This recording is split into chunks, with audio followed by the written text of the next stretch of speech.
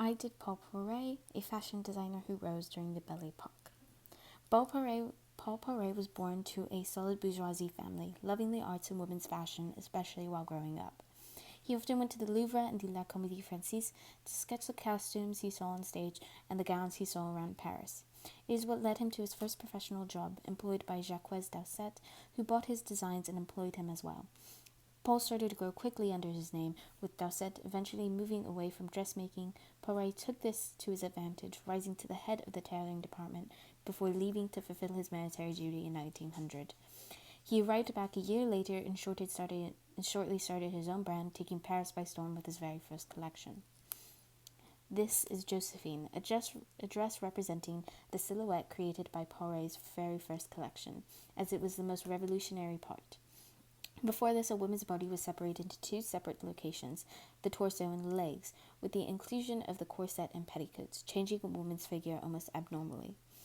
Poiret changed this, however, removing the corset and petticoats and raising the waistline to under the bust, creating a straight figure. Many thought this was revolting, as it showed more of the female form than socially acceptable. However, not everyone felt the same, as Vogue magazine named Poiret the king of simplicity for this simple design, believing it to hone in on his rejection of decoration that haute couture, or high fashion, had began with from its inception. Paul Poiret loved to send messages with his designs, hence the harem pant created in 1911. This was a billowing ankle-tied trouser dress that shook Paris. During this time, it is noted that any woman wearing anything that resembles cross-dressing was not socially acceptable. It is not hard to infer that this design did not go over well.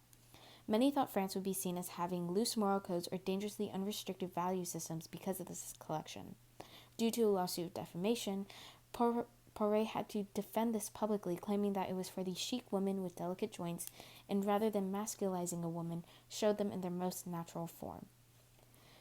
The harem pant was actually the beginning of a new style named Style Sultane, which further modernized Poiret than any others during the time. With this style, he moved into interior design, being one of the first designers to do so. He created a school that would fill this line, Martine. This school had a philanthropic mission, giving jobs to poor but artistically inclined kids. It was shown to have quite success, designing spaces for known actresses like Spinelli and Isadora Duncan. On the other side, he also had another revolutionary business, a perfumery named Rosine.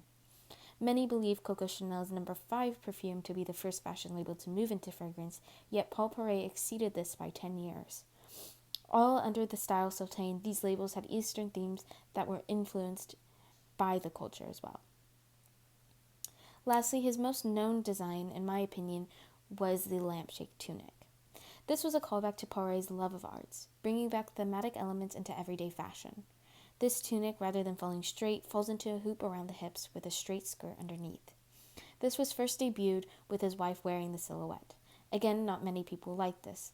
Vogue magazine called it unfitted for human nature's daily wear, yet many could see the theatrical connections Poiret wanted, intending to blur the lines between street and stage for the theatrical performance of everyday life. Paul Poiret's contribution to modern fashion was revolutionary, transforming haute couture into the complex art form we know it as today. He liberated women from the corset, built a bridge between art and fashion, letting artists bleed their art into garments, and brought the theatrical beauty of costumes into everyday life. He changed what fashion labels could be, and we still see much of his impact today, as modern fashion labels are now held to creating other business extensions like perfumes and interior designs. Unfortunately, over time, Poiret's styles did fade out of popularity. With his inability to handle money, a divorce, and fading designs, he lived off the income of his fellow designer friends and family until his death in April 1944.